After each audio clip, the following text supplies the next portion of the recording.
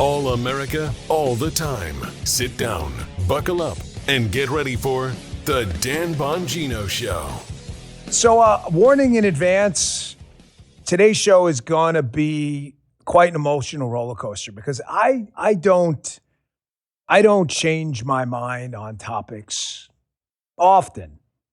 And that's for a reason. I don't mean topics about parenting and kids. You learn new things every day. I'm talking about on politics. Now, why is that? Well, I believe in conservatism, conservative ideas. The whole essence of conservatism, if you're ever explaining it to friends or your kids who want to, Dad, what does it mean to be a conservative? Is the idea that there are timeless principles, economic liberty, political freedom, tax-oriented, growth-oriented tax policies, respect for life from conception to natural death, the idea that the right to bear arms is given to you by God to defend your life, the idea that you're free to practice your right to assemble, to petition, religion, all of that. These are timeless principles. They're not supposed to change, like lick your finger, where are the political winds go? I changed my mind. I don't believe in freedom of religion anymore. The First Amendment, the right to speak out. You either believe in this stuff or you don't. They are timeless principles. They don't change with time. That's what timeless means. But folks, that doesn't mean you have to be iron-headed either. And I've had a major, major kind of life-changing revelation. And it's happened over the course of time. It's not this one thing, but if there was a road to Damascus moment, so I don't want to prolong. I'm not trying to tease it or anything. I'm going to get to it in a minute. But there's kind of going to be some good news, bad news beginning of the show. It's the case of Athena Strand, the 6-year-old young girl brutally murdered by the FedEx driver. You probably are aware of the case, folks. I haven't discussed it for a reason. Well, why? Some legal? No, I'm not involved in the case at all. I just can't. It's such I struggle for the words to describe the scale of the tragedy in the case. I mean, you rarely see cases where the whole courtroom is crying at the same time listening to what happened. And it's just, so I'm going to get to that because I'm not that, I don't want to, pride before the fall is the worst thing. And I'm wrong on that. I am. And I'm going to explain to you why my position on the death penalty has definitely changed. And if there was a road to Damascus knocked off the horse moment, this was it. I have that. I got some good news to start, though. However, I don't want to just hit you with all of this emotional overload. You know how the show is. I got Vince Colonnese, also the great Vince. We love him, part of the Bongino family there, the Bongino Inc. family. Coming up later, too. We're going to talk about all kinds of things. We love Vince. So we got a big show for you today. Some good news to start, okay? Before we get to the tough stuff. Hey, if we're serious about making America healthy again, you need a pharmacy that's making it happen. Get 10% off at allfamilypharmacy.com/Bongino. Use code Bongino10. Prescription provided if appropriate. I've been using them for NAD, methylene blue, all of it. Allfamilypharmacy.com/Bongino. Code Bongino10. Check them out today. Today's show also brought to you by my favorite cell phone service, Patriot Mobile, for a couple reasons. Number one, I'm putting this first because it matters. I'm a business guy. It's just damn good cell phone service. But number two, they're always going to have your back. They have been longtime backers of this show, the Christian conservative movement, economic freedom and liberty. They have been in the parallel economy as long as it's existed. It's a critical moment in our history. The opposition's growing fierce. It's been a lot of infighting going on in the party, but not with Patriot Mobile. They've been standing on the front lines fighting for freedom for more than 12 years. They've been with this show for a long time. They deliver top-tier wireless service. I can vouch. Me and Paula both have it. They're activists. They're proud of it. They care about the country. Patriot Mobile offers prioritized premium access on all 3 major U.S. networks. You don't want to see 0 bars? Get yourself Patriot Mobile, giving you the same or better coverage than the main carriers. It means fast speeds and dependable nationwide coverage backed by 100% U.S.-based customer support. They also offer unlimited data plans, mobile hotspots, international roaming, super easy to set up, and more with simple, seamless activation. You can switch in minutes. Keep your number, keep your phone. You can upgrade too. Here's the difference. When you switch to Patriot Mobile, You support a company who provides a powerful stream of giving to help the Christian conservative movement. Can't beat that. Great service, great cause. Take a stand today. Go to patriotmobile.com/Dan or call 972-PATRIOT and use promo code Dan for a free month of service. Great deal. Don't wait. That's patriotmobile.com/Dan or call 972-PATRIOT. Thank you, Patriot Mobile. All right, fellas, let's go. As always, a thank you to the best, greatest, most solid, loyal audience in the business. I love you guys. You've been there for me the entire time. Through the show, through the TV show on Fox, through the radio show, at the FBI, back here on the podcast with you. You have always been there for me. I am ferociously loyal to you. I cannot thank you enough for riding the wave, good times, bad times. You've always been there for me. I just saw this on Stream Charts on Twitter the other day. This one's not about me. We were the #1 Rumble live streamer this month. Great, fantastic. Who cares? I love it. However, the loyalty component, look who just cracked the top 10. Bongino Report. Who's on the Bongino Report channel? Vince and Haley. That is just after just a year or so in business with Haley Carani at noon and Vince at 8. The Bongino Army's made him a top 10 Rumble channel by peak viewers. And you're up there with some ringers, man. You Tim Pool, Steve Crowder. You got some just rock stars up there. So thank you so much, Bongino Army, for supporting. You can see them at the Bongino Report Rumble channel. Rumble.com/Vince, rumble.com/Haley goes there too. So thank you guys so much. Really appreciate it. On the good news front, ladies and gentlemen, I am cautiously optimistic that we may be able to preserve in the midterm elections a hopefully pretty decent outcome if we don't fall prey to the doomers. They're like, nothing is happening. Don't show up and vote. Cut that bullshit out right now. Why? Folks, receipts matter. Bring the receipts or shut up. I'm just telling you, here's where we stand today. 1,000 things could change, but don't fall into this. There's going to be a blue wave thing. Don't get into red wave stuff either. But don't fall. Just go out and do. The do matters. Talk is bullshit, okay? Talk is great. You got to do stuff. You have to do stuff. You have to go vote and bring 10 people with you. YouGov tweet on Congress. I thought we were told we were getting smoked. Everything sucks. Nothing's happening. Trump's historically unpopular. It's over. Really? YouGov, no friend to the Republican Party here, by the way. If the midterms for U.S. Congress are being held today, who would you vote for in the district you live? Democrat candidate 44, Republican candidate 41. However, look at the trend line. Last week, it was Democrats 46, Republican 41. It's not great news that we're down a couple points here, 3 points. However, it's starting to converge as some of the economic activity starts to pick up, as the war in Iran starts to, slowly tail off and resolve. They announced yesterday, the end of offensive actions over there in Iran. Now you're starting to see the fruits of a lot of this. Factory orders picking up, the economy picking up. Inflation still relatively tame compared to the Biden years. Job numbers look good.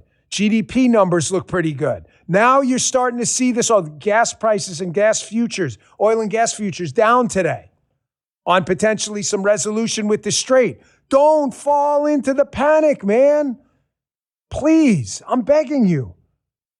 Not to mention, put up a playbook first. I know I'm a little out of order, but the Trump endorsement and the MAGA movement, ladies and gentlemen, I'll get into this with Vince again later, is gold.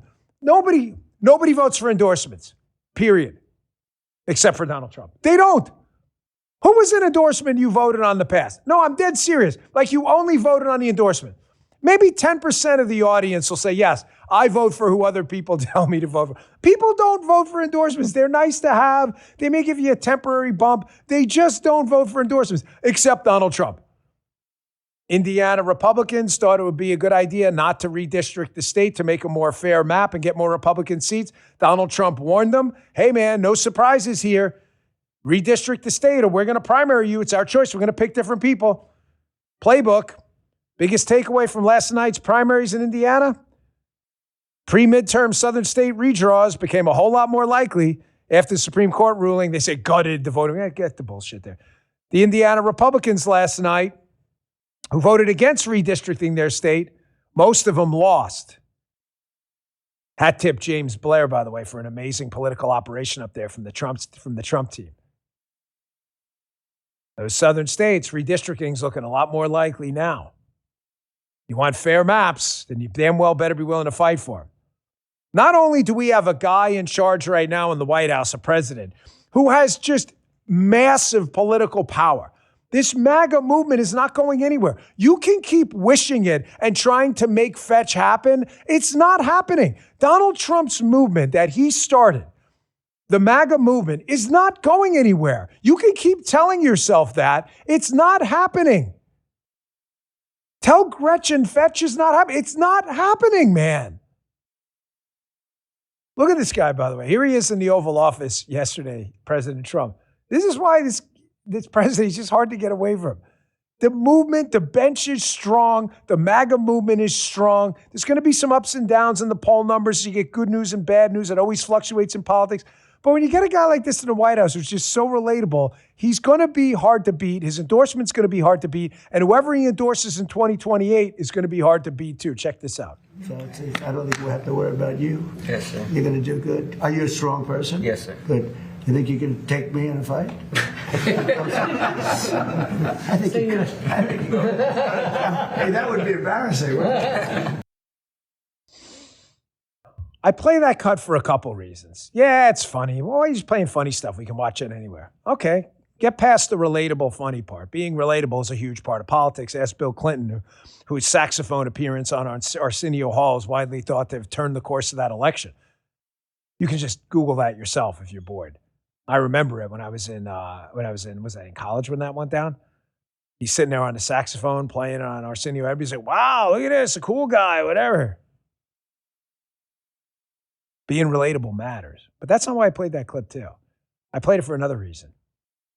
Donald Trump understands that this MAHA movement, Secretary Kennedy, this Make America Healthy Again movement, which we're going to get to, by the way, today, we're going to cover that just relentlessly. There is a huge pocket of voters, folks, who are now voting on basic lifestyle issues for them. Don't poison me with pharmaceuticals that don't work. Don't poison me with food additives that are maybe destroying my health. Let me choose my own healthcare freedom moving forward. It's a huge movement. Donald Trump, by reinstituting this presidential fitness test, having Bobby Kennedy around this Make America Healthy Again movement, fully understands the politics of building coalitions moving forward. Bank on it. You think this stuff is an accident? You think Trump's stupid? He just has him in there because he cares about a presidential fitness test? He knows exactly what he's doing. And the bench is deep. The bench is deep. Stop what you're doing. Unless you're driving, don't stop that. I need you to listen to this. Marco Rubio yesterday, Secretary Rubio, was filling in for Caroline Leavitt at the daily press briefing. Folks, this may be the single best answer about the profound, unparalleled greatness of America I've ever heard given off the cuff. I've seen really good answers in written speeches in advance. He doesn't know this question's coming. He's not reading off any notes. If you're listening on Apple and Spotify, watch the video yourself, but you can just believe he's not reading off. He's just watch Marco Rubio respond to this answer. It's about a minute, but this is worth your time. Stop what you're doing and listen to this and tell me how the Republican Party MAGA movement is going to die with President Trump or something. It's not. He has started a revolution in America. That is going to be Donald Trump's legacy, if he ever makes it to a Mount Rushmore status, is going to be everything he did, but everything that happened after him that he started. Check this out. My hope for America is what it's always been. I think it's the hope I hope we all share. We want it to continue to be the place where anyone from anywhere can achieve anything, where you're not limited by the circumstances of your birth, by the color of your skin, by your ethnicity, but frankly, it's a place where you are able to overcome challenges and achieve your full potential. I think that should be the goal of every country in the world, frankly. But I think in the U.S., we're not perfect. Our history is not one of perfection, but it's still better than anybody else's history. And ours is a story of perpetual improvement. Each generation has left the next generation of Americans freer, more prosperous, safer, and that is our goal as well. But it is a unique and exceptional country, and as we come upon this 250-year anniversary, I think we have a lot to learn and be proud of in our history. It is one of perpetual and continuous improvement, where each generation has done its part to bring us closer to fulfilling the vision that the founders of this country had upon its founding. Chat's going nuts right now. Who just said it? Someone in the chat. Rubio is amazing. Patty 84, JD Vance, Rubio 2028. DJ Marco Rubio's doing us proud. Scratching McGroin. You McGroins, you guys got the best names out there. Is there anything Rubio kid? Justin's video of the day. I didn't know he was going to pick that one. It's way too early in the show, but he said that must be really good. You haven't even seen the other videos. He's like, yes, I had. I did the show prep today. It doesn't matter. You got to play it on the show before it's official. Is there anything this guy can't do? I told you, folks, the bench is deep. Deep. Brandon Gill on the congressional side. Vance, Rubio. We've got just studs in this administration. Notice he's not looking at, someone said in the chat too, forgive me, I saw her. He don't need no binder. He don't need no binder. Remember the binder? That was just off his head, top of his head. You know, and trust me, I'm not comparing myself to Marco Rubio. Got it? I don't want anyone to think I'm making this about, I'm not. I'm just telling you, I don't write speeches down myself. I try to keep just bullet points in my head. And I was at a dinner one time and someone asked me, well, how do you do that? And I said, well, I just love what I'm talking about. I mean, if someone asked you, hey, tell me how great your kids are and why you love them, do you need to write a speech? You just say it. That's why Rubio, tell me why America's great. He just loves the topic. Boom, boom, no notes, no binder. Folks, politics, listen to me. Politics are two things. Chad, help me in. Help me out. What are the two things in politics? What matters more than anything? You got to know this. You're a P1, you know it. Sound bites and snapshots. That's it. You don't know that? Don't get into political space. It is about sound bites and... Why are you doing that to the audience? Bringing back bad memories. There's the binder. Justin. Politics and snapshots like that and sound bites. That's what it is, folks. White papers are great. I love the idea that people think things through on white papers and proposals. Politics are snapshots, i.e. photos, and sound bites. That is it. People right now, this younger generation through TikTok, Snapchat, and elsewhere, the attention span for content in this massive pool of content out there. It's not like it was back in the day, ABC, NBC, CBS. Everybody tune in for a half an hour, watch Walter Cronkite. That's not the way we roll anymore. People are getting their news from X, Facebook, Instagram Reels, Snapchat. They're on the web. They're off the web. They're cable news. Some people still read old school newspapers. My father still buys the newspaper. He needs to look at the newspaper. In this fragmented environment, you need a snapshot and a soundbite. Why do I say that? Guys, I don't live in LA, but I do cover, obviously politics. If you're not following this Los Angeles mayor's race, you are missing out in what could be a PhD course in politics. I know you're like, what do I care about the LA mayor's race for? You should, because there's a guy running named Spencer Pratt. He was in a reality show earlier on in his lifetime. The guy's house burned down in the Palisades fire. He's now running for mayor against Karen Bass, kind of an entrenched Democrat, establishmentarian, far-left liberal. I don't know who put this ad together. It's obviously AI. I don't think it was his campaign, but this thing went nuclear yesterday. If you have not seen this, I don't want to call it an ad because I'm not sure. I think someone just generated an AI, but it was all over. This ad about the California mayor's race, if you're listening on Apple and Spotify, you need to go back and watch this immediately on the show. I want you to check this out. Maybe one of the greatest things I have ever seen. And remember the entire time, snapshots and sound bites. And you'll see why this is so effective. Check this out.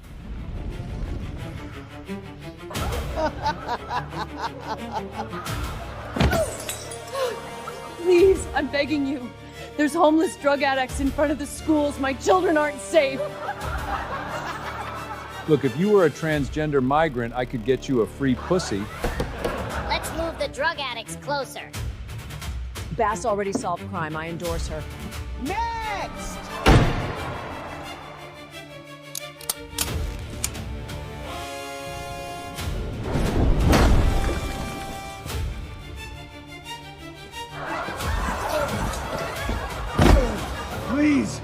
I just want to rebuild my home. It's been over a year.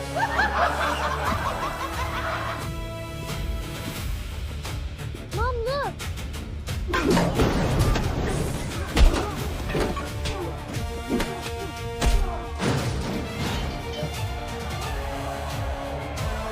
This is a machine.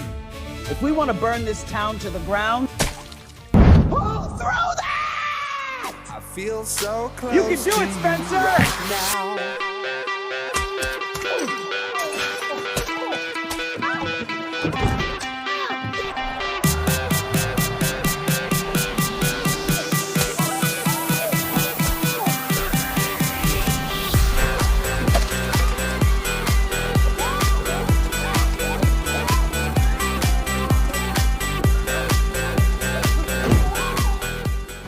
Holy Moses, that's the greatest thing I've ever. Even Justin's not even a dancer.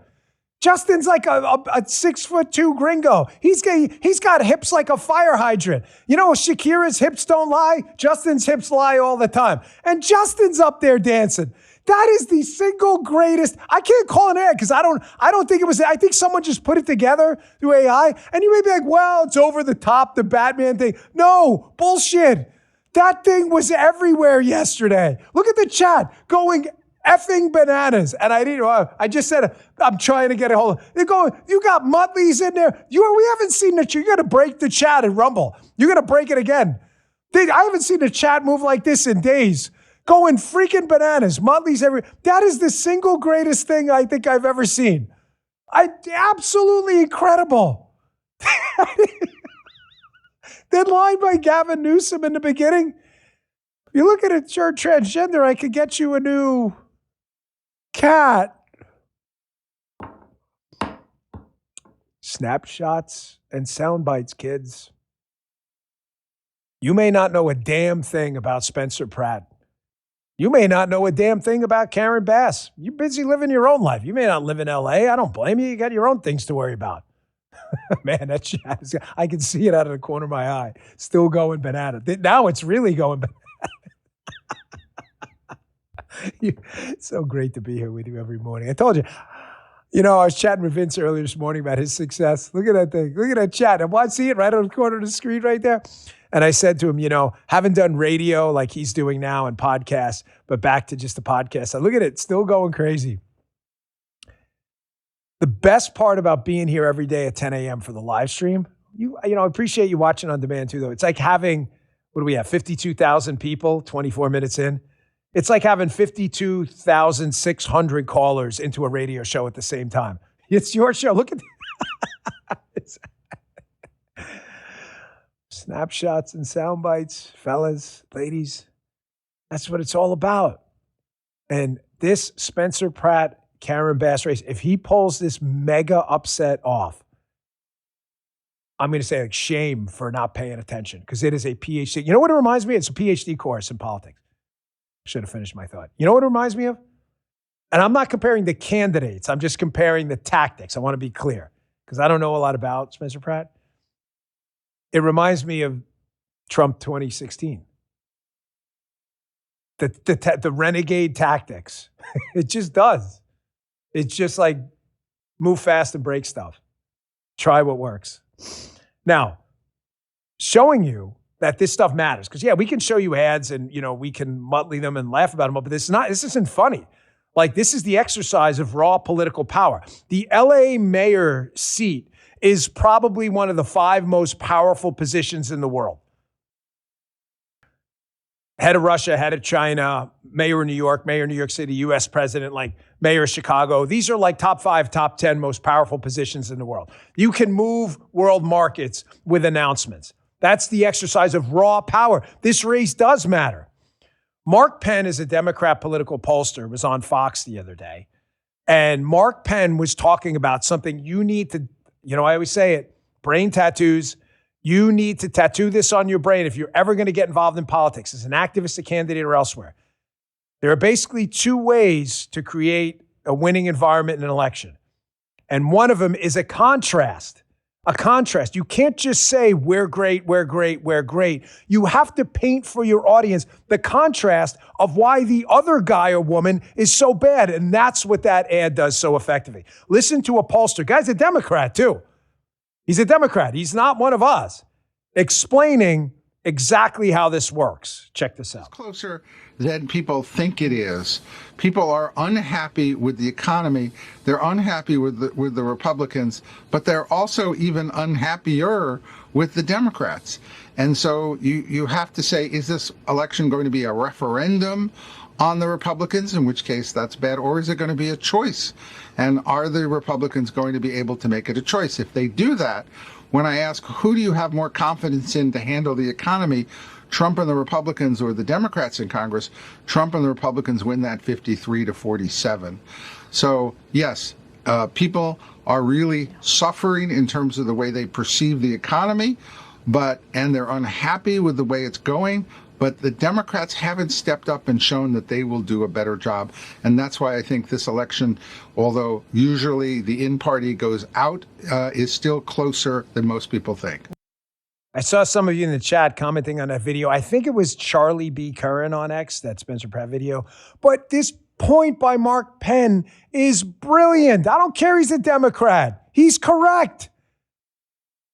We cannot make this election a pure referendum on Republicans. Why? Because there are a lot of people out there, Democrats, independents, and some folks who just didn't want any kind of hostilities in Iran at all, who just aren't happy. It's always you're never going to have, Donald Trump has really high approval, no doubt about it, but Donald Trump's not on the ballot in every state. If it was Donald Trump running in every Senate and congressional seat, I'm perfectly happy with where we are right now, but he's not. We can't make it a referendum purely on Republicans. We have to engage in part two. We have to make contrasts. We have to paint a picture of what the other side looks like too. Full circle. That's why this Spencer Pratt video, I'll call it, is so powerful. You're reminded that even if you don't know who Spencer Pratt is, you know who the hell Kamala Harris, Gavin Newsom, and Karen Bass are, and they suck. We can't make this midterm a pure referendum. I'm comfortable in our record, happy with our record, but some people just have a different policy position on stuff. But once that policy position, well, I don't like the war in Iran. Okay, you want Joe Biden inflation? You want Joe Biden open border? Well, I don't want that. Okay, we win. I'll take it. You get it?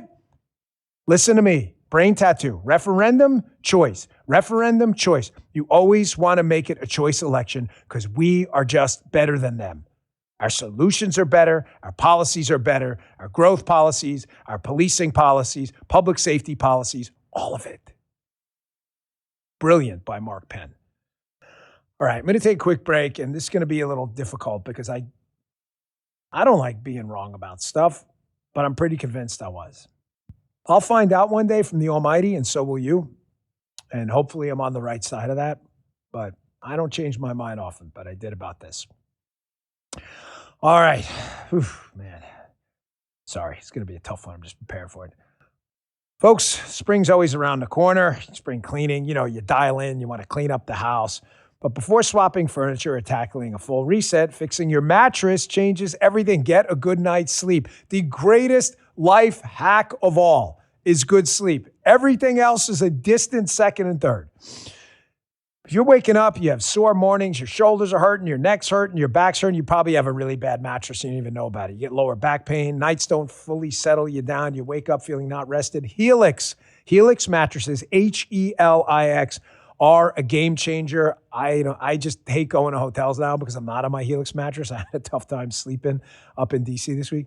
Paul and I have been using the Midnight Lux, and the difference was immediate. We love our Midnight Lux mattress. I used to wake up tight and uncomfortable, like my body wasn't fully shutting down and getting the rest it needed. Now I wake up rested, refreshed. I think you've seen it in the energy in the show. My sleep tracker's been backing it up. I can't sleep anywhere but a Helix mattress. I get an A/B test every time I go to a hotel, and I always sleep terrible. I have better deep sleep on my Helix mattress, more restful nights. My HRV score is better, all of it. If you have sleep trackers, you know what I mean. What makes Helix stand out is that it's built around how you sleep. That's the difference. It's not just like going in a mattress store. You lay down, that one's great. No. With over 20 mattress models, there's no guessing. You're matched to the right one, plain and simple. It's really simple. They make the process easy with free shipping, a 120-night sleep trial, a limited lifetime warranty, and zero pressure. That's how confident they are in their product. Do yourself a favor.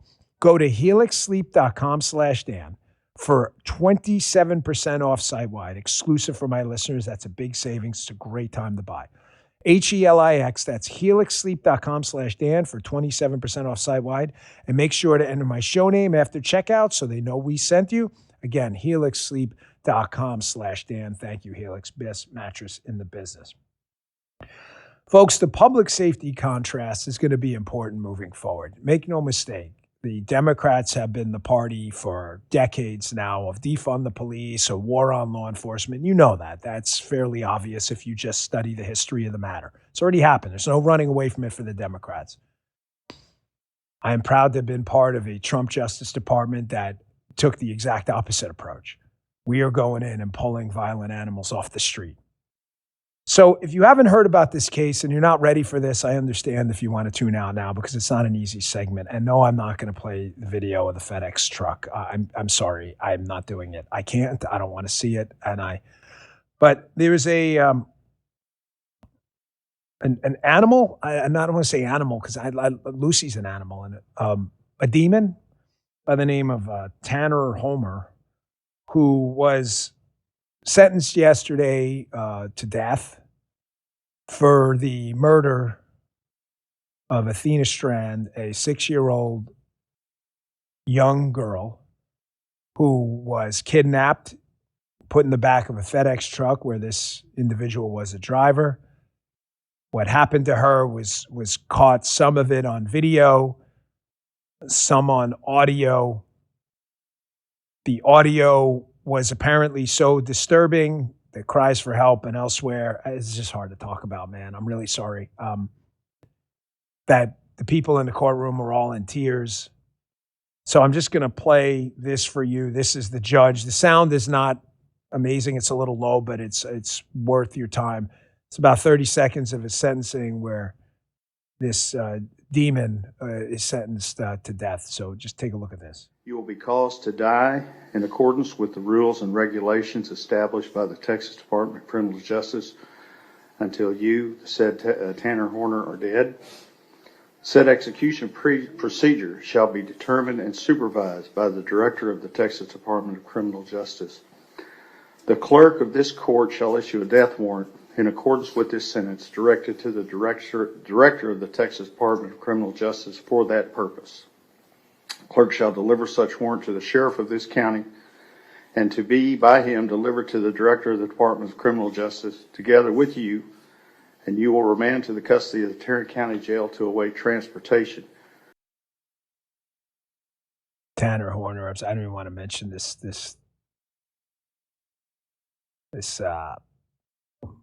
I don't know. I don't know. It's a talk show. I don't really have the adjectives or adverbs to describe this level of evil. I'm not playing what happened. It's a conscious choice. If you want, I suggest you don't watch it. Or listen to it. I really do, because it will scar you forever like it has me. Ladies and gentlemen, this case has so deeply impacted my life that every time I go onto Twitter, I've had to mute words. That's how disturbing it is. Now, in the past, I have not been a supporter of the death penalty. And I'll tell you, there have been really very few shows over the years where my own audience has kind of rebelled against a position. And that's okay. This is not a monarchy. The Dan Bongino show, we're not collectivists. I am not your boss. I'm not your king. I'm none of that. I'm one of you. I'm just a guy with an opinion that may differ from you. And I was not a supporter of the death penalty. And I think I owe you an explanation as to why. I've explained it in the past, but some of you are new to the show. I felt that given this modern technological advancement we have of sophisticated incarceration, that if there was even a mild chance at salvation, that being a Christian, albeit not always a great one, but I try, that if Jesus wanted to save someone, that we should give them the shot. That was my reason. However, I think that's a luxury modern society affords us that our ancestors didn't have. When you didn't have technologically advanced prisons and human beings were living in, tribes and small communities, the chance of someone getting out and escaping, like this individual, and doing this again was great. So was high. So sometimes, a lot of times, they had to take drastic action and make harsh decisions like the penalty of death. I think I've been satiated by that luxury that, oh yeah, one day Jesus could save them. And Jesus can do what he wants. He's omnipotent. But this is an evil so great that the only solution is death. The only solution is death. That is a malignancy so dangerous that the idea you could contain it in some kind of a capsule is so unfair to other kids. If that capsule were to break and this were to happen again, the blood would be on the hands of people like me who did not support extinguishing it. And it is really unfair to the audience to continue to support that position. I can't. And maybe it's because, like I said, this has been a gradual change. I've been thinking about this for a long time. I don't take policy positions like the death penalty, which is obviously tautologically final, lightly, ever. I've been thinking about this for a while, but if there were some Paul getting knocked from the horse on the road to Damascus moment, if there were me watching that video and listening to that sound, there's some evil so profound that the risk is just too great. It's one of the most horrifying things I've ever seen. So as I said to you before, as my audience, you deserve the truth from me, and when I'm wrong, I'm wrong. And I was wrong about that. And I should have probably listened to some of your feedback. I forget when I did the show. It doesn't matter, 3 or 4 years ago. But I had mentioned, I just mentioned it casually. I don't even think it was a subject of a segment. And man, we got so many emails. And some of your emails were spot on. I remember one I saw often, and I don't even like to say, but what if it was a member of your family? And I said, you know what? You're right. That's kind of hypocritical because I'd be the first one out there, probably violently killing this person to get my own retribution. But then when it's someone else's, you were right. So I want to thank you, the audience, for number one, staying on top of me and not treating this show like I'm some kind of, special deity. I'm not. I'm not. I have no X-Men superpowers. I'm just a guy. I do politics and issues for a living because I enjoy it.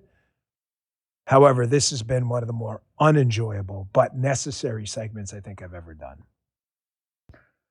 Folks, having said that, I'm going to tell you something. I have never in my life been prouder, ever, about accepting the role I took over the past year. And having seen a lot of this stuff, I'm just here to tell you, to the public safety moms and dads out there who see this story and say, that better never happen to my kid. This stuff happens a lot. It's not caught on video and audio as often, and it doesn't get the media attention, but this is not an isolated case. I'm not just talking about the kidnapping. I'm talking about violent crime in general, to women, to men, to kids, to teens. Some of the stuff we would hear every day in FBI headquarters will change your life, and I'm not talking about for the better. We've got a choice coming up in the midterms as well. And ladies and gentlemen, law and order is non-negotiable. So I am begging those public safety, law enforcement, safe streets, moms and dads to please make a choice. Because when you see crime like this, up close and personal, all that defund the police shit, you can roll it up in a ball and shove it right up your Chai over at Libs at TikTok put out this tweet yesterday. It was about police body cams. Again, going back to the video of the FedEx demon with the young girl. She notes police body cams ended the entire BLM grift. This might be the greatest backfire in history. You are damn right. Look at some of the imagery from police body cams. We were told about all these, everything's racist to them. There's nothing to do with the majority of this crime is perpetrated on minority communities, including the black community. Look at some of the images from police body cams. These are years ago before police body cams. Greatest backfire in history. And I had said this. You know, if you listen to my show, I've said this over and over. There were some people, a small group of people on the right, body cams are intrusive, they're going to be abused. And I said, the body cam is the greatest invention ever because I know cops. I've been with the NYPD, the Secret Service, and the FBI. I think I'm the only person ever done those three. I've seen it all. And the cops out there I know are good guys. And when you see those images, put those back up there. You're going to tell me like this was racism? I'm not telling you there's not use of force incidents that shouldn't have happened and we should prosecute those vigorously and harshly. I'm just telling you, forget the stupid race arguments and all this crap.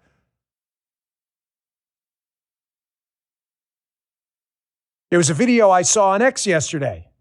I think his name is, forgive me if I'm saying it wrong, Alex Karakatanis.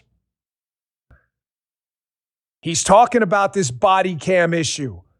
How liberals are now so disturbed that their racist cop narratives are falling apart because people are seeing it. They're seeing it now.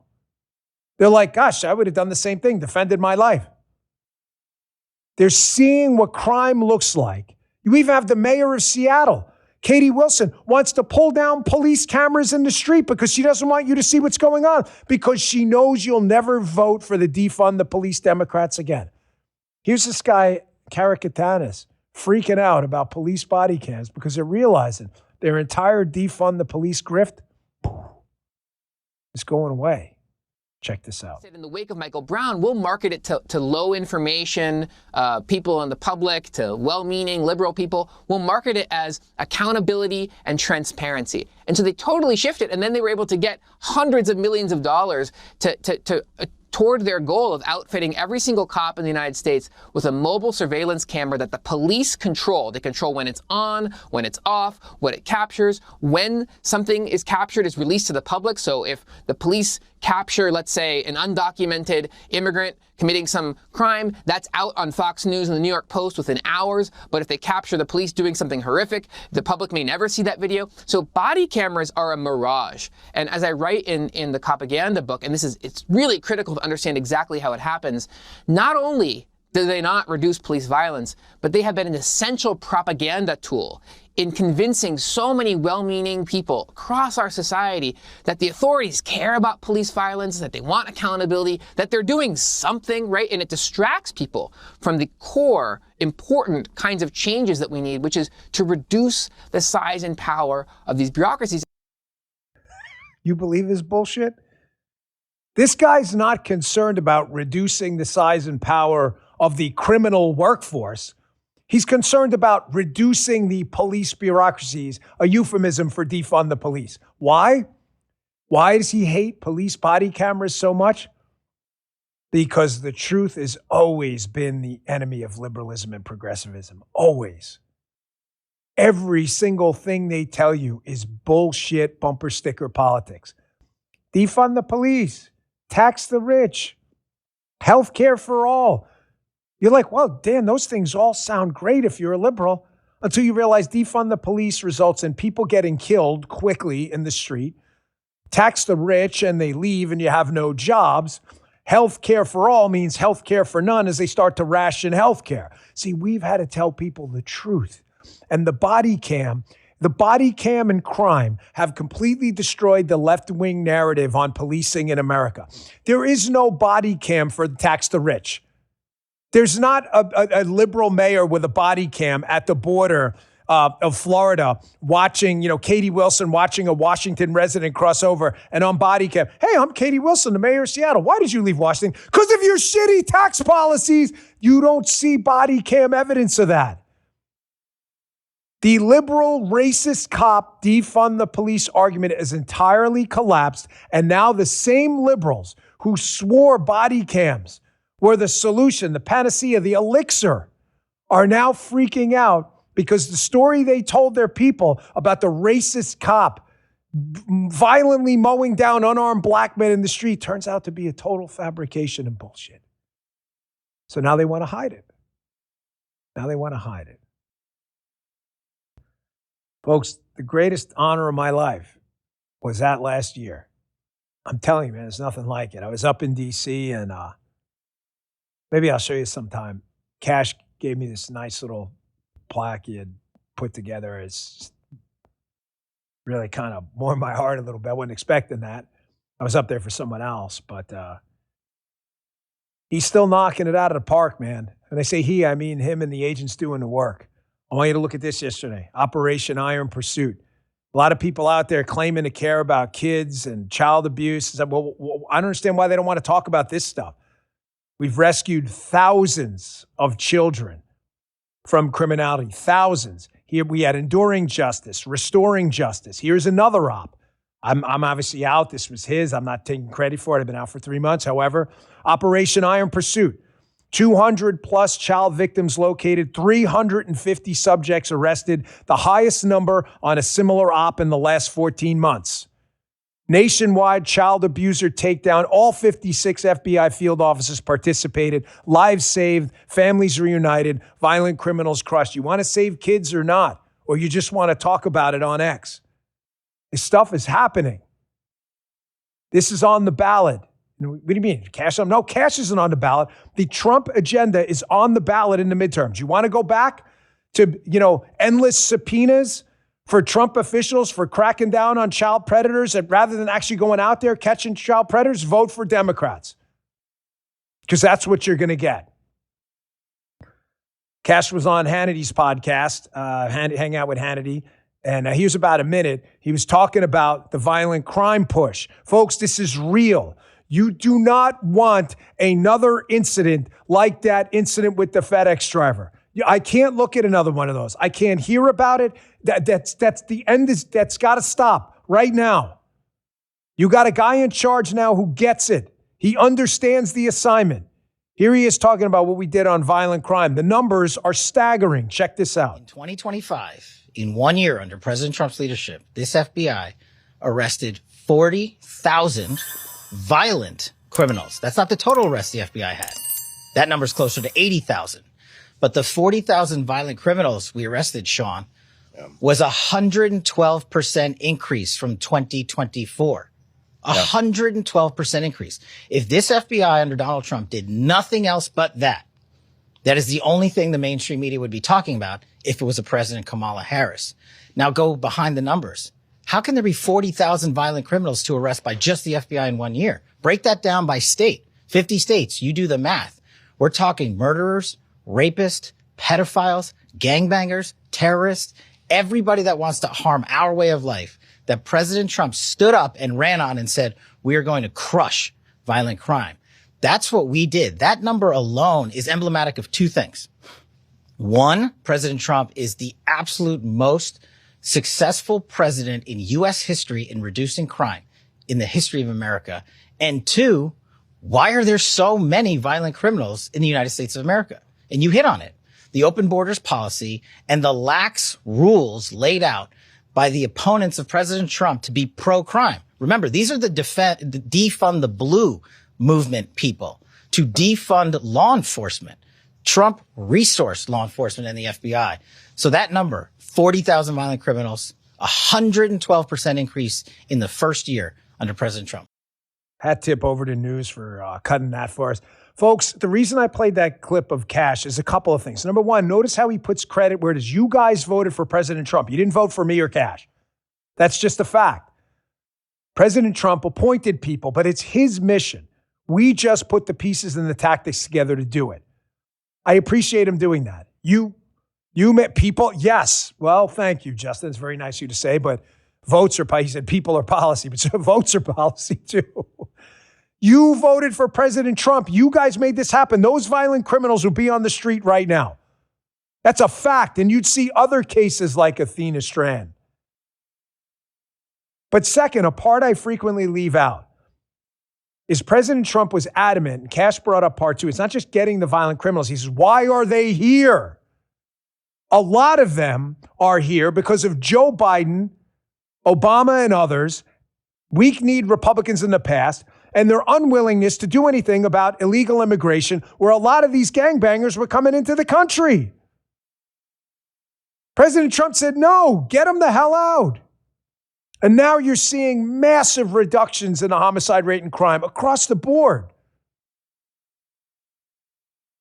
Folks, that is all on the ballot in November. Make no mistake. You want safe streets or you want endless congressional subpoenas. It's your choice. You voted for this change. And thank you for doing it.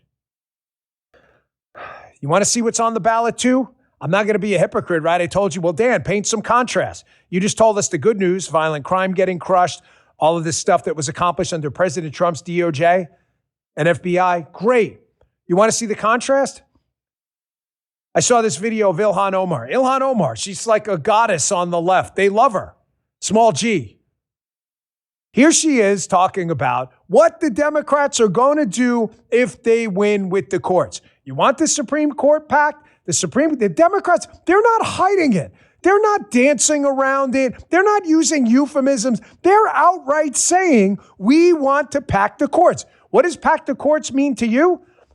Packing the courts means every single level of the federal court system will be populated by liberals who don't believe in the rule of law, legislate from the bench. Every victory we've had, budget victory, school choice, abortion, guns, all of it, pro-life movements, all of it will get thrown out because the courts, I told you, through judicial activists, are now the most powerful branch of government because they've usurped power from the other two. Here she is. Here's Ilhan Omar just talking about it. I don't need to use my words. Just listen to hers. Check this out. Congress can change the number of justices on the court at any time and has done so 7 times throughout our history. Since 1989, the last time the court was expanded, the U.S. population has grown by over 800%. Yet the court has stayed stagnant at 9 justices.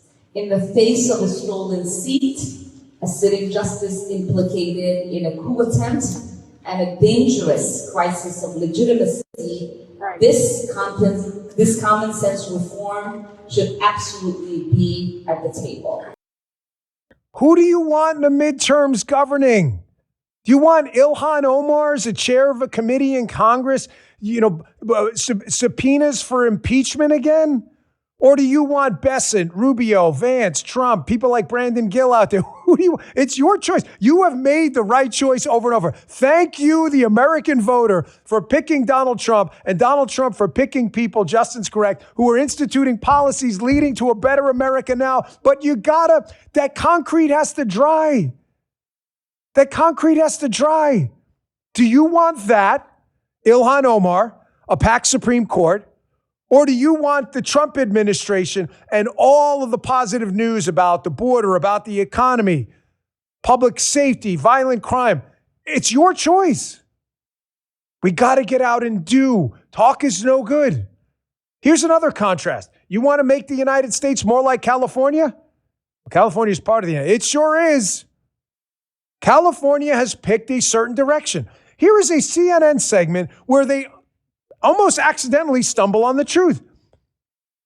Remember I told you Democrats never tell you the truth? Defund the police. That's why body cams don't work for them. Because body cams showed you what crime actually looks like. And the whole racist cop narrative went out the window. Here's a CNN segment that's like a body cam on liberal Democrats complaining about gas prices. Gas prices. Meanwhile, the Biden administration's had a far bigger problem with gas prices than the Trump team, and they've only been acute and temporary.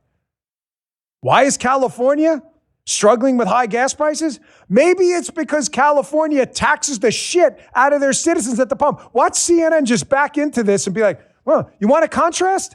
Keep voting for Democrats and you will California the United States, and you will be paying more for the pump no matter what happens in this strait. Check this out. Oh, my goodness gracious. I mean, just take a look at the price of gasoline for a gallon of gas. The national average right now is $4.48, but you think that's bad. Go out to the left coast. Top in the United States, $6.13. There's even a gas station out there where the cost is about $10 per gallon. And of course, if you've ever been out there, you always know that the prices in California for a gallon of gas are just simply put absolutely outrageous, running well ahead of the national average. The folks in California really getting hurt by this increase in gas prices. Part of the reason for that is they have a higher gas tax, right? That's exactly right. One of the big reasons why you see this big difference right here is, in fact, the gas tax out in California. And our partners at USA Facts help provide this data for us. Take a look here, the state gas tax and fees per gallon. You know, in the average state, it's 33 cents. California, again, the top in the nation, more than double that. It's 71 cents. That's an economic body cam. Police body cams debunk the racist cop narrative. That's a CNN economic body cam. Lifetime footage of why you're paying a lot for gas in California. You're paying way more in taxes than an acute temporary hike due to the what's going on in the strait has ever caused you pain in your wallet. It's your state government, your blue state government, helping you by taxing the shit out of you. There's CNN like walking backwards into it. Well, you mean it's because of the gas tax? Yes! You have a choice. Just like Spencer Pratt in that video play. You have a choice. You want Karen Bass, Gavin Newsom, Ilhan Omar, AOC, Bernie Sanders, Liz Warren? You want more powwow chow? You got a choice, brother. You got a choice, sister. You got to go out and do. Your country's not going to take itself back. You have to do it. You got to do it, man. Oh, my goodness gracious. I heard them inside. There's like a little bubble in there. It's hard to hear. I heard Justin. Oh, my goodness gracious. Harry Enton, man. I really enjoy his segments on CNN. Not all great. Sometimes the poll numbers aren't good. But he seems to be giving you a pretty balanced picture. Folks, this movement is real, man. I'm telling you, we have an opportunity here to take the country back and let the concrete dry. Don't give up, by the way, on the Virginia gerrymander. The Virginia gerrymander, here is a liberal commentator, just for everyone's about to freak out, we're going to lose all these seats in Virginia. There is a chance this may get wiped out in the Virginia Supreme Court. It's not a great chance, but it's a chance. I want you to listen to Dan Turrentine talk about exactly this. There's a shot that could get thrown out too, which would be even worse for the Democrats in the midterms. Check this out. I talked to some of those same people yesterday, and what I was told is they now think it's less than 50% that the court will let the certification go through. And what really triggered it, they said, was when the court didn't rule by Friday afternoon. The time they don't believe is on their side. And what apparently transpired over the weekend, and this person would know, they're in contact with the people I'm about to say, is that the governor's staff is now snipping at the Senate Majority Leader and House Speaker that they warned them last fall this would not pass legal review. Okay, one more piece of unbelievably good news for you, which the pillars and the doomers don't want to hear about for the midterms, that you need to go out and vote in and take your country back. Here's a quick Fox segment. Not only may they lose in Virginia and not get the 4 seats they thought they were going to get, Democrat seats in Virginia in the midterms, due to the Supreme Court now making illegal racially discriminated districts, which the Democrats love, and I'll talk to with Vince in a minute about. Fox is reporting that some redistricting efforts in southern states may net us a couple more seats in the midterm. So I don't want to hear the doomerism. Check this out. We're looking at a situation where Democrats may not actually pick up the seats that they wanted to pick up in Virginia, and Republicans might end up picking a total of 5 if you include Alabama, Tennessee, and Louisiana. Obviously, in Louisiana, that was the court case that the Supreme Court ruled on, where they have no choice but to go back and actually change those maps, and they could be looking at changing those maps to down to just one Democrat district. Folks, don't give up. Don't give up. Oh, my Please. goodness gracious. Oh, my goodness gracious. Do not give up. Get out there and do 10, 10, and 10. Get 10 people to the polls. Email them, call them, make 10 social media posts. That's our job. Your forefathers sacrificed a lot to give you this amazing country that's finally on the right track again. Let the concrete dry. Give President Trump 2 more years. Give Cash 2 more years. Give Besson 2 more years. Give Ratcliffe 2 more years. Hegseth 2 more years. They need it. Folks, when there are supply constraints out there on commodities, well, what happens? You know, you've seen it. Prices surge. The laws of economics. You saw it with fuel prices, with the Strait, the blockade there. And you know what else is a limited commodity? Gold, one of my favorite investments. It's been a staple of mine over time. They mine it out of the ground, and when it's gone, it's gone. Governments can't print more gold. That's why everyone from central banks to savvy savers are diversified with gold. I'm a big believer in gold, have been for a long time. If you've been thinking about it for years, but have still never moved some of your savings into physical gold, Birch Gold is here for you. That's who I trust to help you. I use them as well. Now through May 29th, Birch Gold is giving first-time gold buyers a rebate of up to $10,000 on qualifying purchases. It's a big deal. For details and a free information kit on diversifying into gold, text my first name, Dan, D-A-N, to the number 989898. Birch Gold, B-I-R-C-H, Birch Gold can help you convert an existing IRA or 401k into a tax-sheltered IRA in physical gold. Text Dan to the number 989898. Don't miss out. See if you could qualify for a first-time gold buyer rebate of up to $10,000.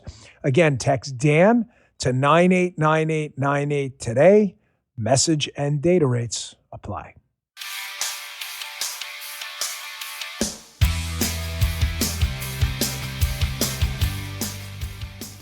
Welcoming back to the show. We're lucky to have him every other Wednesday, and I do his great radio show every Wednesday. So one of us is on each other's show every week. The great Vince Colonnese is at rumble.com/Vince. Vince, thanks for joining us today. I appreciate it. Dan, oh my gosh, as always, thanks, man, for having me. Well, I have to thank you. Listen, it's been such an honor to work with you. Brought you on board with the team. You were gracious enough to fill in for me when I was gone. I just saw this from Stream Charts yesterday. The Bongino Report channel, which you anchor, number 10 Rumble video channel by peak viewers. So you're just absolutely crushing it. Listen, man, you're in a spot. You kind of own the 8 a.m. spot, but it's not the easiest spot in the world, and you pretty much dominate there. So congratulations, man. Really great work on that. I love it. I mean, I love doing it. I love the audience. We really have such a great audience, Dan, between the two of us. And I love that right now we're bookending Rumble. It's like the whole Rumble chart is controlled by us right now. But I'd like to nestle my way up even closer to where you are. I feel like you need some company up there, so I'm heading my way up there. Buddy. You're getting there. Listen, it's not I think we could kind of both acknowledge that this is like the live stream environment for politics right now. It's good, but it's not great. It's kind of like right around election season, midterms, and 3-4 months prior. And for a presidential, that's like the Super Bowl. That's when political talk radio just explodes. Your radio ratings are going to go bananas. They're already great, but they're just better. And the analogy I try to give people is you can be the most interesting political commentator in the world.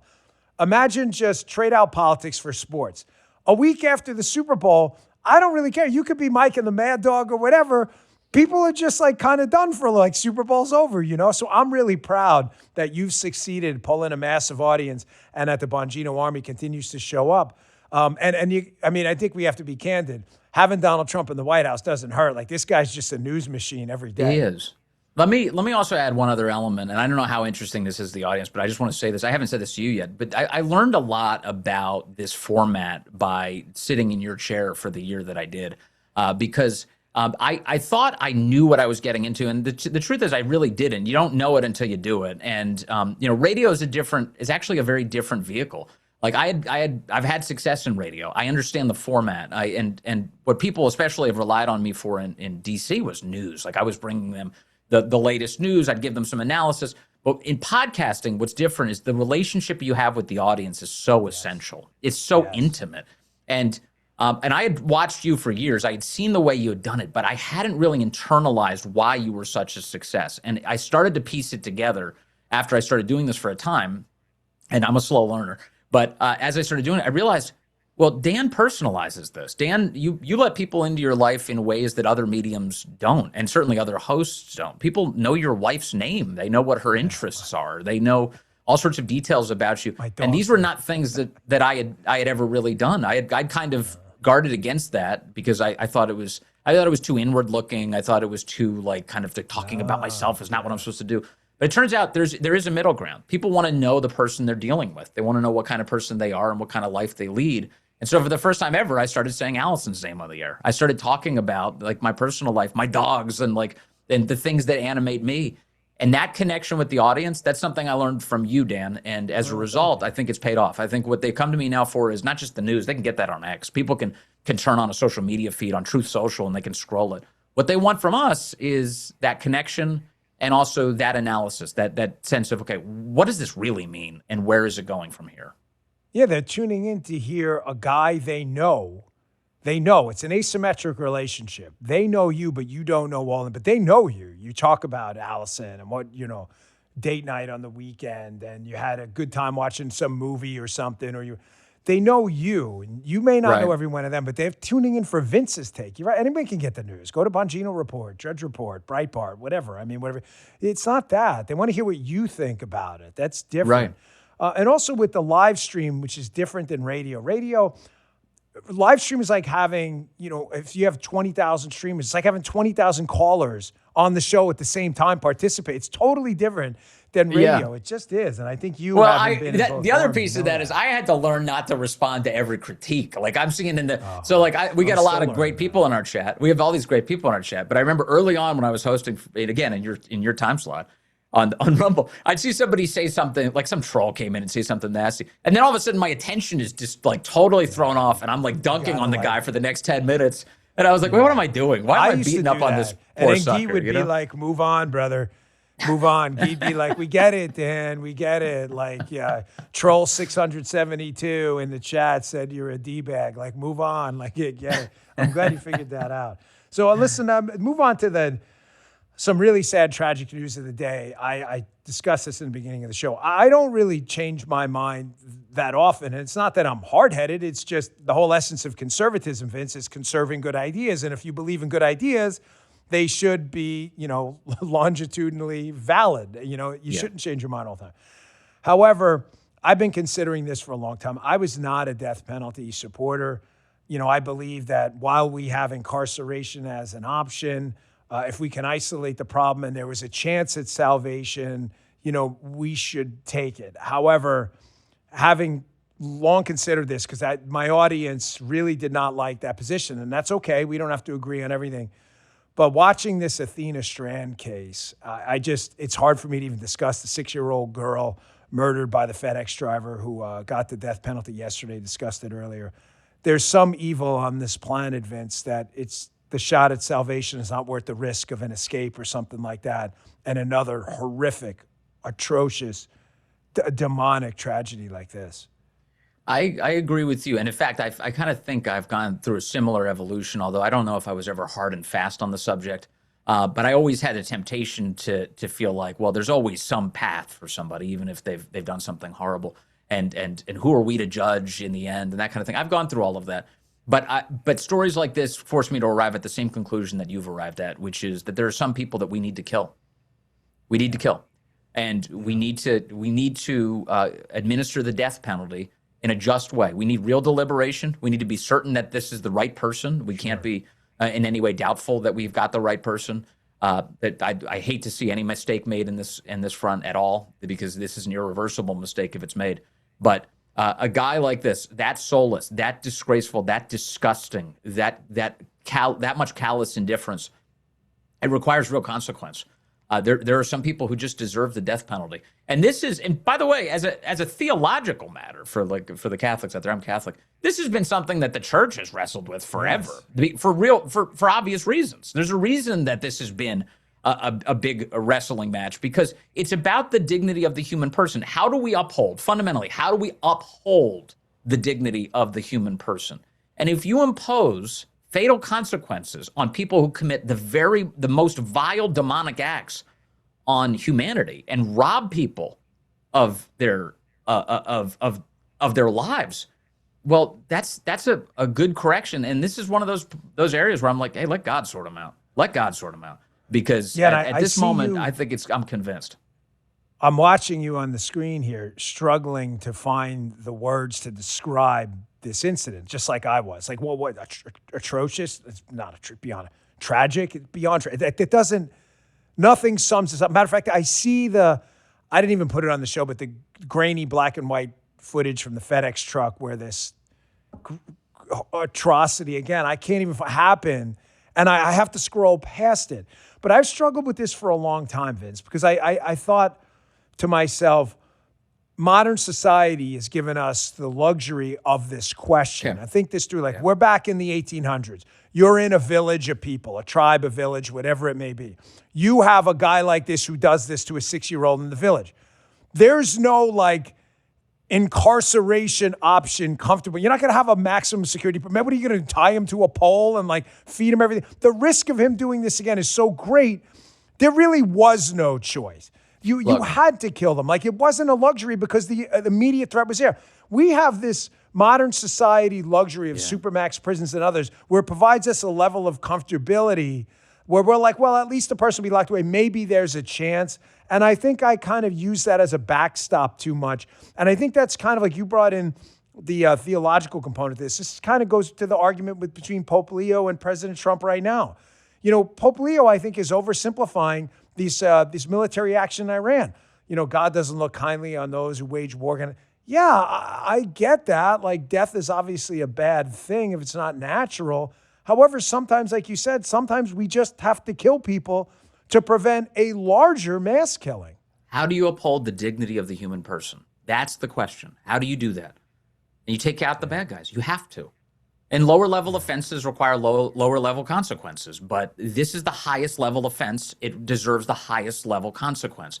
And you're so right about what did the world used to be like? How would you just go through the simple math here? If this was my daughter and I found out somebody was doing this to my daughter, I would kill you myself. Yeah, of course. I would kill you myself. Right. And you don't even care if you were given a death penalty. You're like, that's fine. I'll trade my life just to make sure that's right. that person. No, that's exactly right. So under those circumstances, as an individual, you assess that, which is sometimes why I'm kind of I'm gratified by street justice in rare occasions. I'm glad somebody took that guy out. I'm glad there was a good guy with a gun to take that guy out at that moment. Forget the justice system. We took him out then. That's fine. But this is why we have a civilized justice system to handle this, and a civilized response, a truly civilized response, is to put this man to death. It's weird, too, how we as human beings, we have this, it's kind of good in a way. We have this impulse to want to seek salvation. We always see that guy on, the good thief on the cross story from the Bible.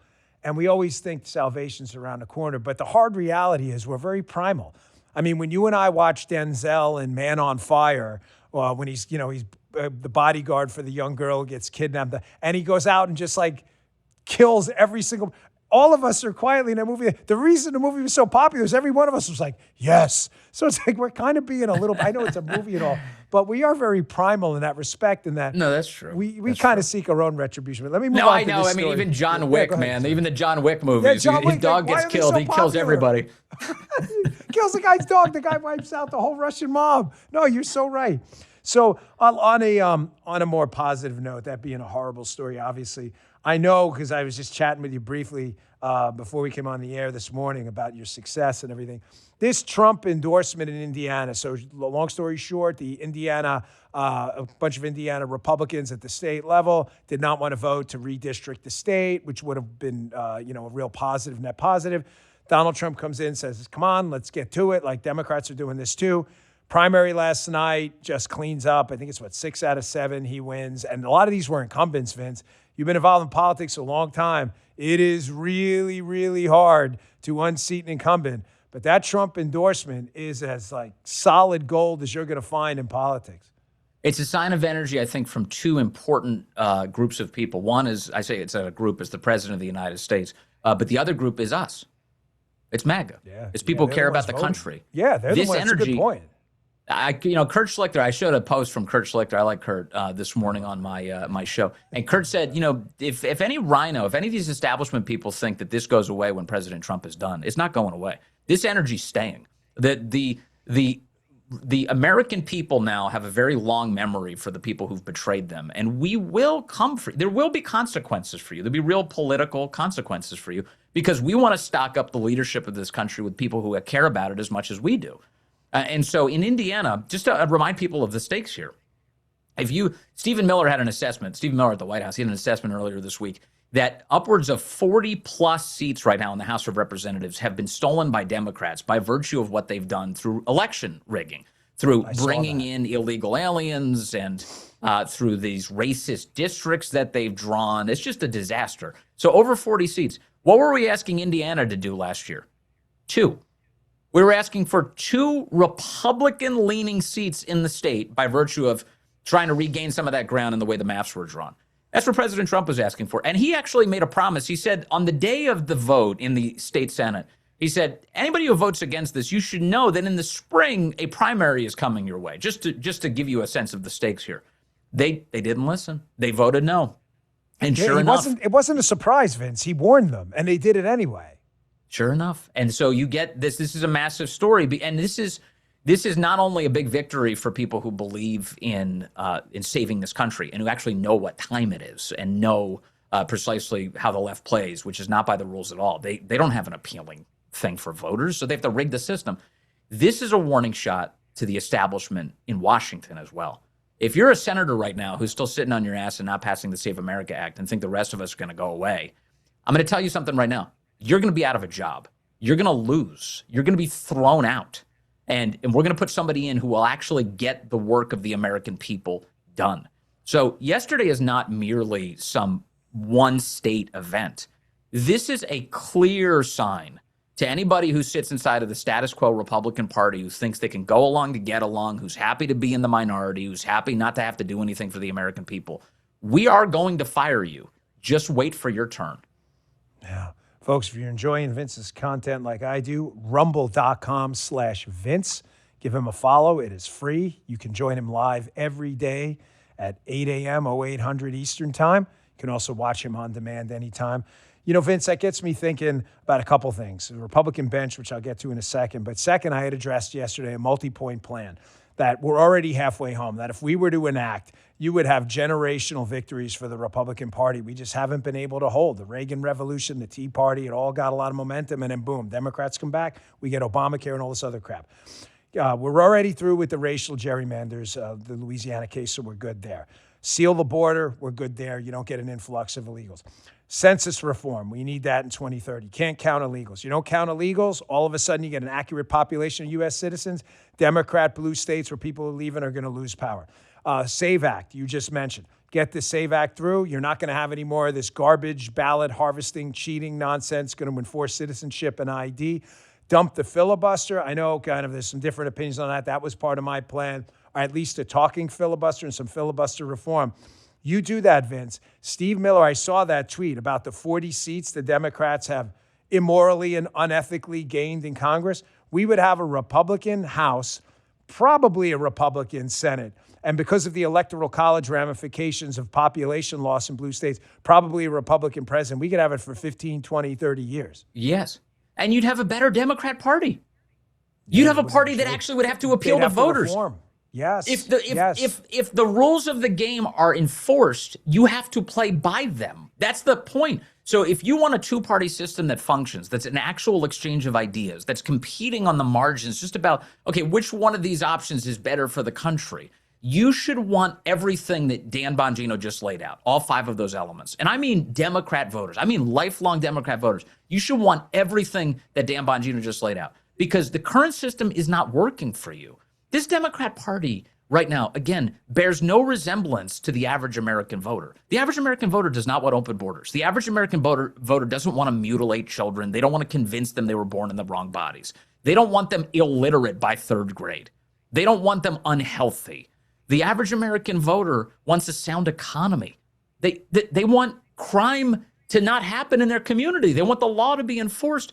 Why is it that all of the common sense positions are only held by one political party right now. One. The other doesn't care about any of those things, and in fact is working against all of them. And that's what the Democrats are doing right now. And the only reason they're in a position to do that, they're playing to their radicals in their party, is because they think that chaos is a ticket to power. The more chaos we have in the United States, the more people are going to fall on their knees for big government.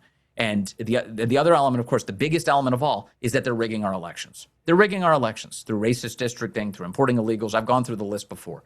Everything you just said, Dan, would improve the quality of both political parties like that. And the country would be headed in a great direction.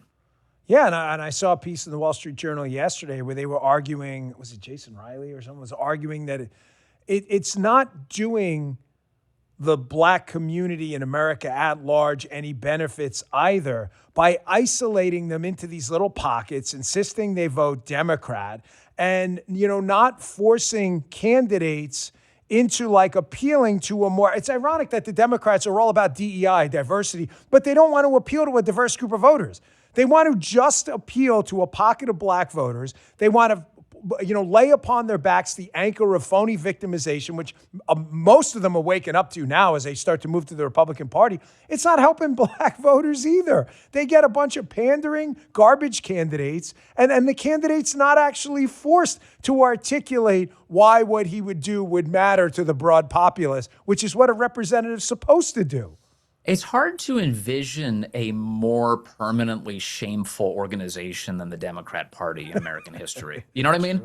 The entire history of that party has been using race as a means to gain political power. The entire history of that party. And the entire history of the Republican Party has been an effort to reject that and to recognize that we need a colorblind meritocracy that recognizes the values of each human individual in the United States. So you look at this and you're like, why would anybody associate with the Democrats? In fact, I remember the madness of 2020 when the Democrats were tearing down anything that they claimed that at any point in American history had represented something racially toxic. And I kept thinking, why aren't they getting rid of the Democrat Party? Why does the Woodrow Wilson Bridge still exist in Washington, D.C.? Woodrow Wilson, the guy was showing KKK films in the White House. This idea that the Democrats are like the party of inclusion, it's all so crazy. So what we just saw from the Supreme Court last week, Dan, is once again, we are removing a racist weapon that the Democrats are using. And as a result, Democrats are losing power. So wait, you're telling me that if you get rid of the racism, Democrats lose power? Yes. Every single time. It's the story of our country. Get rid of the racism, Democrats lose power.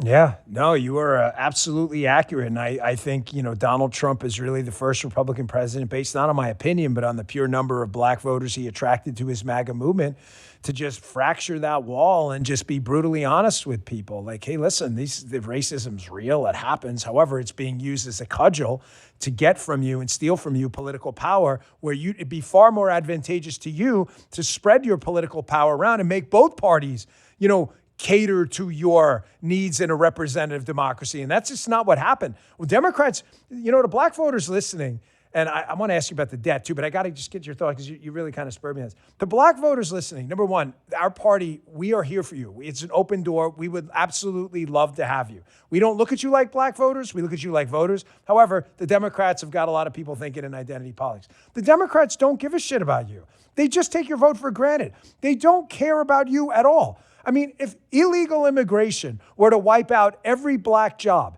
in a primarily black community in Virginia or Maryland, in the Delmarva region you live in, they don't give a shit. They know you're going to vote for them anyway, or they assume it. They do nothing to help you at all.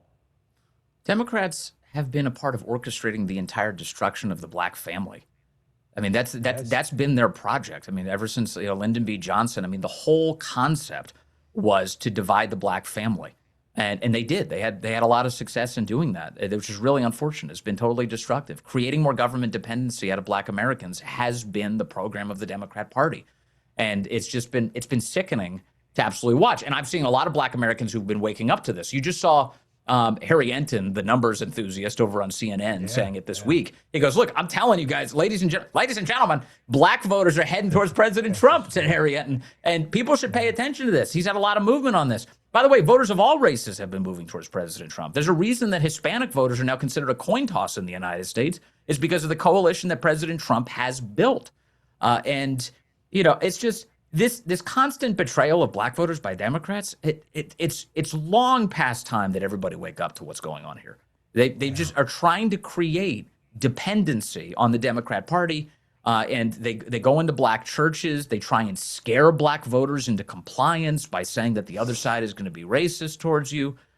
All the other side wants to do, the Trump side wants to do, is give every American an equal chance at success in this great country. That's it. Yeah. That's all this is. That's the program. That's the big scary side of this, which is everybody has the same chance. That's it. Yeah. And it's just really sick that the Democrats continue to rely on the lowest form of division in order to accrue power. Well, it worked for them, and you're right. It's just not anymore. I put a poll up earlier in the show from Open Source Zone covering how Hispanic voters, the Democrats are now +2. They were like +40 something just, a couple decades ago. So that message is dying a rightful, slow, and thankfully a death here because we need it. I want to just get your thoughts on this because it's a topic not enough people are talking about. We are and this has been a bipartisan problem. I'm not, of course, hoisting it at anchors solely on the back of Democrats.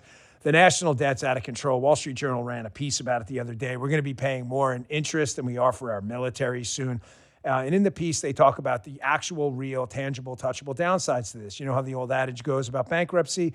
It happens gradually, and then all of a sudden, the Journal notes how interest rates could spike, how private capital is basically going to be wiped out. Capital for private investments going to be sucked up by interest payments on the debt.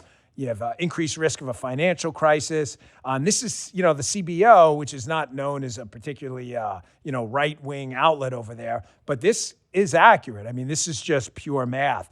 We're in real trouble. I also worry about the dollar as the world's reserve currency. Every time there's a transaction in dollars outside of the United States, it's basically like a free loan to the United States because they're using our money. So it enables us to print more without having a massive inflation crisis. That's the bad news. The good news, put up that tweet by that Kobesi letter. The U.S. dollar is still the world's preferred currency because there isn't a second best option. However, that you see here, the world's using more dollars than ever. Dollar deposits are now $14.5 trillion. But Vince, this doesn't have to last forever. And when a bankruptcy crisis hits, it hits fast. It hits hard. And we need a bipartisan effort right now to get this under control. We could be looking at a real catastrophe. Yes. Yeah, I totally agree with you. And there's a bunch of obvious reasons. I think it was hard for Americans, for years to internalize what it meant to have this out of control spending and how it affected you directly. I know for years we've all sort of said out loud that we were concerned about the state of the national debt, but to feel the real world experiences of COVID, I think was an unfortunate but useful lesson in how the economy actually works. If the government prints too much money, everything becomes more expensive. We all experienced this aggressive inflation as the government was cutting these ridiculous checks that were sent out to the whole country. And there's too many dollars chasing too few goods. Suddenly everything gets a lot more expensive. Now just imagine hyperinflation. Imagine if we were in a situation where everything is just completely out of control. Then you're really feeling it. And chances are it's going to be your children and your grandchildren who are going to be destroyed by this. Is that really the future you want to leave them with? $40 trillion in debt is where we're heading right now. We're getting closer to that now. $40 trillion in debt. And the only way we're going to get that under control is if we get our expenditures under control. It's always been the most basic, obvious thing. Is there any attempt to do that? Yeah, there's been some. You've had the Doge operation by the president. You've had the rescissions that they've issued, scaling back some of the federal spending. That's been good. But again, that's just chipping away at this massive, massive problem.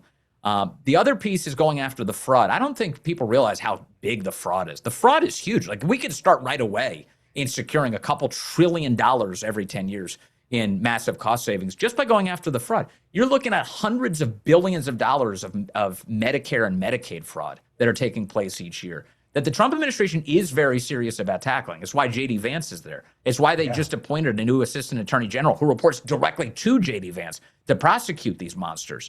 And I love them going after this, but we've got to rein this government in, Dan, because this is not going to go on forever. If we lose the American dollar as the global reserve currency, we also lose leverage over every country who uses the dollar. It is a huge national security advantage for us. Yeah, I didn't even mention that. You're 100% correct. I mean, the whole petro dollar, anchor we've had forever, that collapses. Even forget about it. The others, just energy alone, we're totally screwed. Interest rates go up to 20% tomorrow. As you have to think of like a money machine and like a sponge sucking it up on the other end. The reason the money machine we're printing right now is not causing even greater inflation than it did in the Biden years is, you're right. At least the Doge efforts, paring down the federal workforce by 10%, It sends a message to the bond market. But if you don't have that international sponge and that demand for dollars, they have to flood into an economy somewhere, and they're going to flood into our economy. And that's when you're going to see double-digit inflation. And it just goes back. Remember when people were saying, the media was like, what do you mean inflation's higher here? It's higher everywhere. It's not Biden's fault. Yes, it is. The global reserve currency is the dollar. When Biden prints billions of them and sends them out the door, it affects everybody. Correct. Rumble.com/Vince is where you can find him every day at 8 a.m. Don't worry if you can't make the live stream. However, we love the live. It's a big audience. Like I said, it's like a big call-in show. We appreciate it. You can watch him on demand anytime. You can also check him out from noon to 3 on radio stations across the country, including my favorite, the great WMAL in D.C. It was his home. It was my home. It's where we both got our start. The big talker in D.C. Vince Colanese, I will see you Wednesday on your show, which you can listen to on WMAL at 2 p.m. where I do my regular call-in. Thanks for joining us today. Thank you, Dan. You got it. Vince Colanese, folks. You can also check out Haley Carania at noon at rumble.com/Haley, another top live streamer on the Bongino Report channel. We really appreciate it. She's been bringing in some big numbers lately. Really appreciate it. Thanks, folks. Download the Rumble app in the App Store. It is free. Or go to rumble.com/Bongino on the web. Click that follow button. It's absolutely free. Join us, the Dan Bongino Show, as you can see there, every single day at 10 a.m. Eastern Time. Video on demand on Rumble anytime. I'll see you back here tomorrow. Hey there, I'm Vince. I'm Haley Carania. Host of Vince. Host of Scrolling with Haley. You can always catch my show right here. Right here on the Bongino Report. Live, 8 a.m. Eastern, weekday mornings. Weekdays at noon. If you miss it, no worries. The show will always be right here and anywhere you find podcasts. Thanks for watching.